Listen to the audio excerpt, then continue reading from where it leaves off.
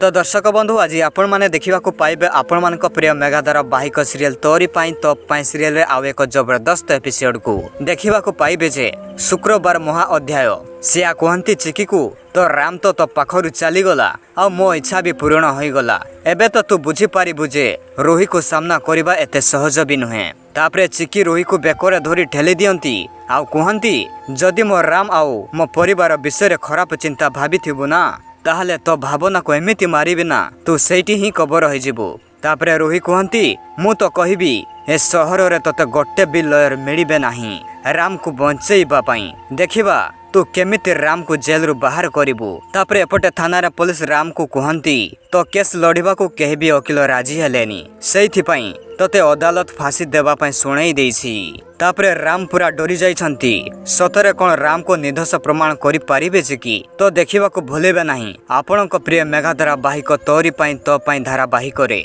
आउ एपटे आपण माने देखिबा को पाइबे जे चिकी कहती शंखा सिंदूर को बंचेइबा पई नारी को सबुबले परीक्षा देवा को पड़ी थाए आज मो राम को पई निजक भूलिबा को पड़िबो कही चिकी एडवोकेट रूप धारण करंती राम को उद्धार करिबा पई आम प्रेम रोहीर षडयंत्र हरई सारिछि एबे समय मिछको भी हरई पारिबो नाही देखिबा को जमारू भूलिबे नाही। संघर्ष महासप्ताह सतरे कौन चिकी राम को उद्धार करि पारिबे जेल रु समय अपेक्षा तेणु यथाशीघ्र चैनल को सब्सक्राइब कर दियंतु संघर्ष महासप्ताह देखिबा पई धन्यवाद।